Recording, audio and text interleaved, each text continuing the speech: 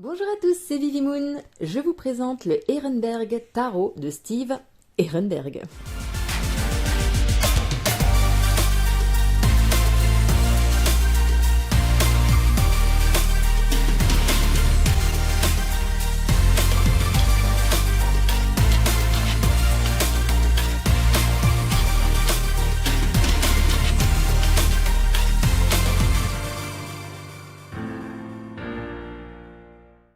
Voilà, le mec donne son nom au tarot. Nice.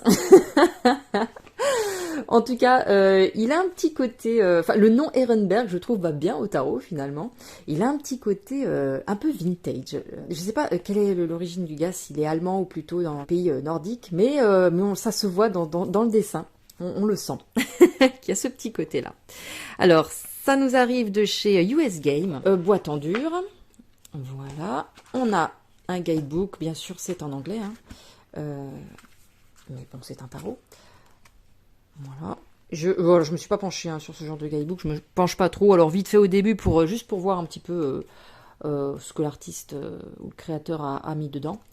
Mais sinon, bon, voilà. C'est un petit guidebook, un support d'aide, tout simplement. Voici le dos, que je trouve sympa. il colle avec l'univers. On a des tranches neutres, une petite bordure blanche, pas trop violente, voilà, on va dire qu'elle va servir de protection à la carte.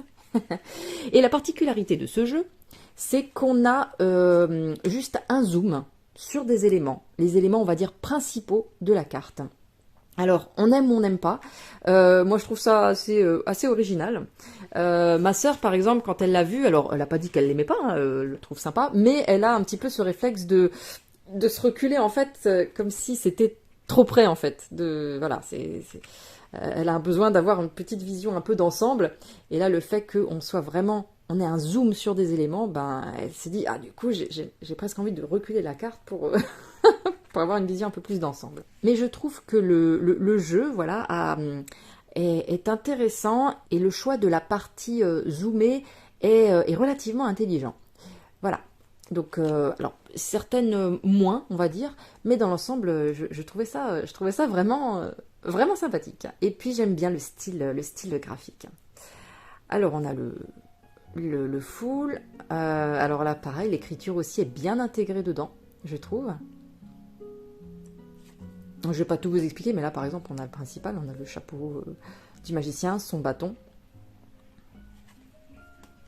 la grande prêtresse, voilà, avec la grenade derrière.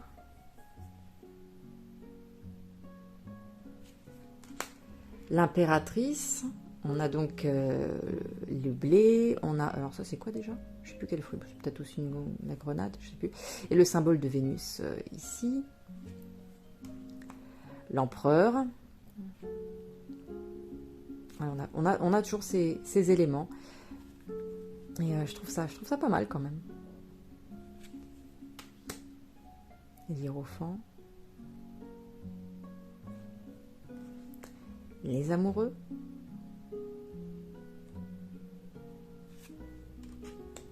Le chariot. La force.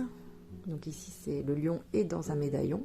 Donc ça suit le Rider-Waite, mais on a une interprétation de l'auteur quand même pour pouvoir que le zoom puisse prendre suffisamment les éléments en compte, les éléments importants. Effectivement, là, s'il y avait eu un lion, ça aurait été un petit peu trop compressé dans un cadre. On aurait eu une sorte de tête de lion là, et puis là, on ne sait pas trop.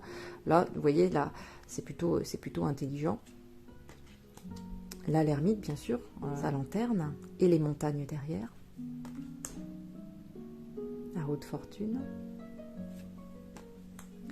La justice, on a le marteau, on a les yeux bandés. On n'a pas par contre la balance. Mais à la limite, effectivement, la balance, elle aurait peut-être pris un peu trop de place, donc on a le marteau de la justice. Le pendu, ça on avait compris. Le style me rappelle quand même le style néerlandais, ou ouais, dans certaines peintures d'époque, ça me fait penser à ça, surtout là avec la façon dont est fait l'anatomie. La mort. Alors là, on n'a pas trop l'idée de Renaissance, mais, mais elle est cool. la tempérance, avec les plumes, enfin les ailes d'ange, et les 2 coupes où se déverse l'eau. Le diable, lui on l'aura reconnu. La tour, une des seules où on a une vision lointaine. L'étoile, ça fait très vintage. Hein. Voilà, l'étoile, la lune, pareil. Hein, dans les films, pour les plus anciens d'entre vous, hein, bon, c'est pas forcément mon époque, hein. Non, même c'est même pas mon époque du tout, mais voilà. On a cette lune avec la fusée, quand elle atterrissait sur la lune, elle lui rentrait dans l'œil. On a une référence à ça. Et puis on a le soleil, voilà, du même style.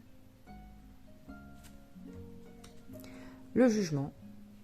On a donc l'ange avec son clairon et la personne qui sort du cercueil. Et pour finir, le monde. Voilà, une ballerine. On voit qu'elle passe cette espèce de porte, on va dire. Et on a les éléments ici. Les éléments astrologiques. Voilà, et ensuite on passe aux coupes.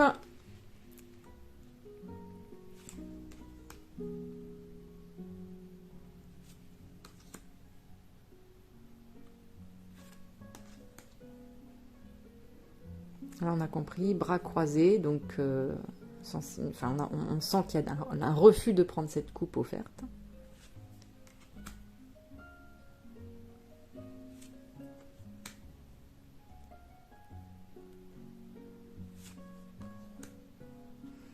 Là, on a plusieurs possibilités dans une seule coupe. Alors d'habitude, on a 7 coupes, et là, on a une coupe, mais avec, entre guillemets, 7 possibilités. Voilà.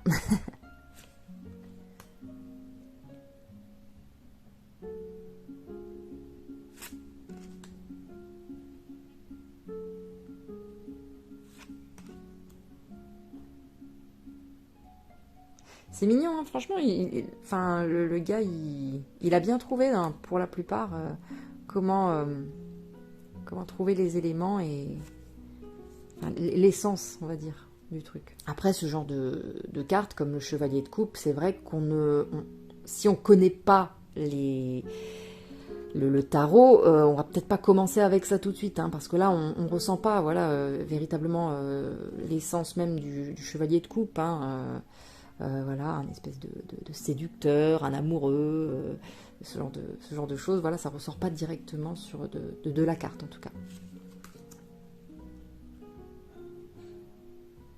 Reine de coupe, pareil, hein, on le discerne pas. Lui non plus. C'est pour ça que c'est pas pour les débutants. On passe au denier.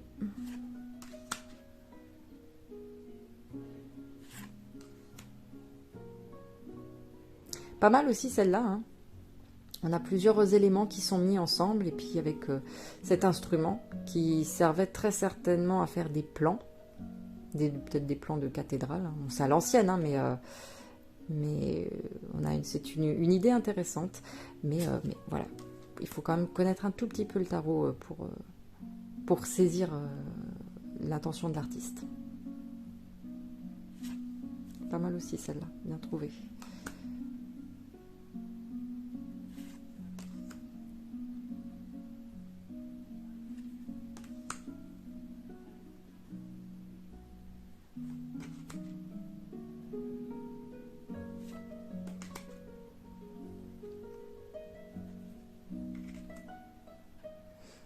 Bon, c'est un chien, hein. Sur le coup, je croyais que c'était un sanglier. Je me suis dit, what the hell? Et non, c'est un chien.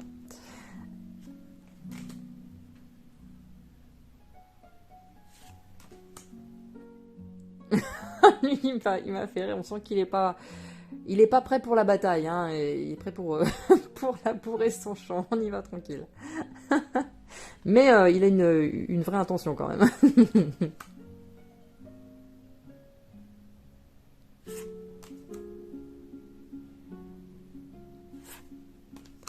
Les épées.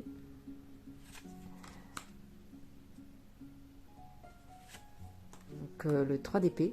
Intéressant avec cet accessoire, presque c'est un accessoire à cheveux ou je sais pas trop quoi. Avec le cœur.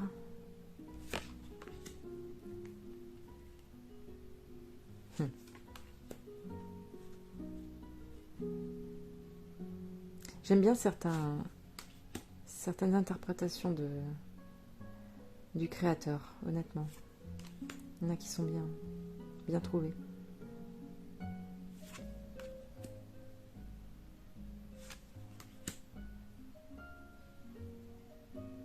Là, c'est les nuages, hein, l'esprit embrumé. Et ça aussi, j'aime bien, parce que malgré l'espèce de carapace qu'on se met, en tout cas une protection, bah, les épées, ça passe comme du beurre.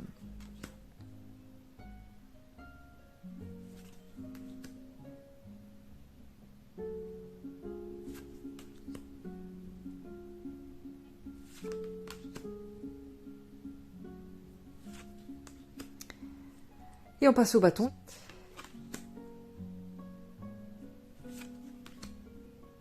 La longue vue. Les confettis.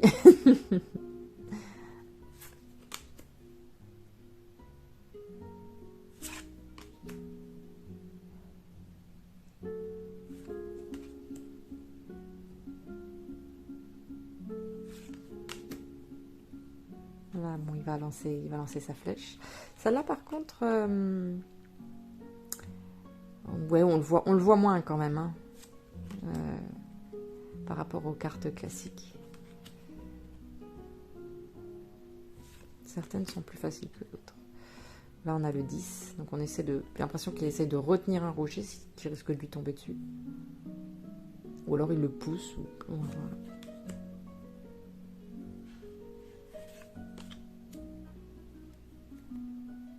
Là, on voit qu'avec la position du cheval, il y a une certaine fougue. En tout cas, il n'a pas l'air content. Là, ils nous ont mis le chat, quand même. Et voilà. Donc, dans l'ensemble, à part quelques cartes qui sont un petit peu plus compliquées, voilà, qui nous sautent pas aux yeux tout de suite, dans l'ensemble, je trouve qu'il est vraiment, vraiment intéressant, intelligent, et puis le style un peu vintage, comme ça, est plutôt pas mal. Mais pas pour les débutants en tout cas. Voilà. En tout cas, j'espère que la présentation de ce Ehrenberg Tarot vous aura plu. Je vous fais plein de gros bisous et je vous dis à très bientôt. Prenez soin de vous.